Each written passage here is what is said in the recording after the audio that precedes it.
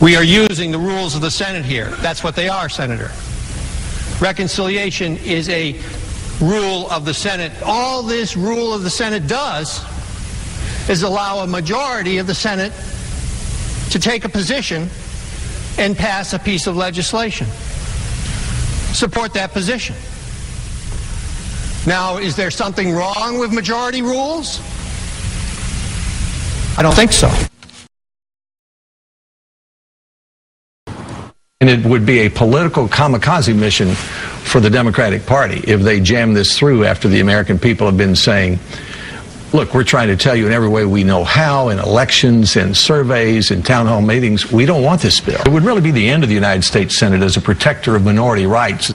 Senator Lamar Alexander talking about reconciliation as if it's the end of the world, warning of the apocalypse that will be brought down upon the Senate if it is used now.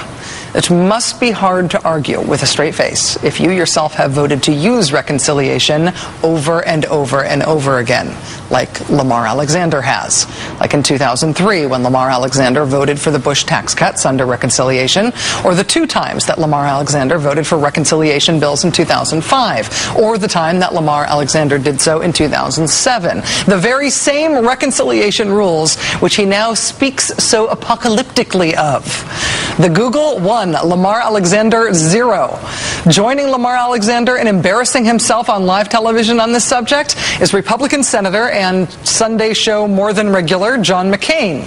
Senator McCain's big awkward lie down on the tracks to stop health reform came when he proposed changing Senate rules so reconciliation couldn't be used for anything involving entitlements. So, for example, nothing that affected Medicare could pass as part of health reform. Entitlements should not be part of a reconciliation process, i.e. 51 votes. It's too important. You know, today's John McCain should really talk to the guy who used to call himself John McCain about that, because that other John McCain consistently votes to change entitlements through reconciliation votes. In 2005, the Senate used reconciliation to pass the Deficit Reduction Act by the slimmest of margins. The vice president at the time, Dick Cheney, was needed as the tie-breaking 51st vote. That bill, among other things, slashed spending for the entitlement known as Medicaid.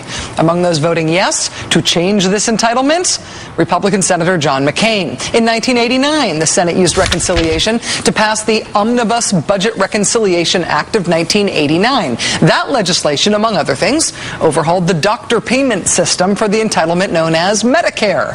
Among those voting yes to change this entitlement, Republican Senator John McCain. But now Senator John McCain says entitlements should not be part of a reconciliation process. It's too important, he says. Senator McCain now proposing to outlaw something that he has done repeatedly. John McCain once again taking a strong stance against his own beliefs. They are so desperate, for example, to stop Democrats from using reconciliation to pass health reform, that they've taken to calling it the nuclear option, a scary-sounding thing that has absolutely nothing to do with reconciliation. In fact, the real nuclear option was a Republican threat back in 2005 to take away the filibuster altogether. Republican leader Bill Frist says he will soon trigger what's known as the nuclear option, a vote to change Senate rules to ban filibusters on judicial nominees. Oh yeah, that's what the nuclear option is. But since it sounds scary, why not call reconciliation the nuclear option and just hope the media repeats that weird ham-handed lie for you? Isn't it interesting? What used to be called a nuclear option is now kind of a warm and fuzzy phrase called reconciliation. That's right. A completely different image than the explosion of the nuclear option. No. Completely not what the nuclear option is. Why would that Fox News anchor mistakenly believe that bogus Republican talking point? Perhaps because he's been watching a lot of Fox News lately.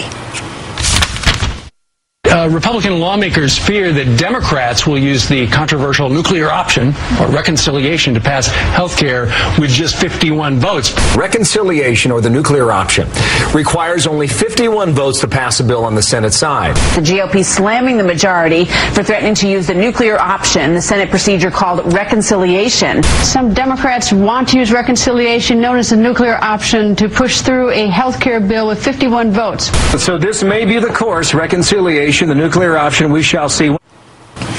We have now entered into conservative desperation mode. Health reform is going to happen. We know how it's going to happen. It's only a matter of exactly when. Meanwhile, it's up to all of us to enjoy the pageant of frenetic partisan desperation.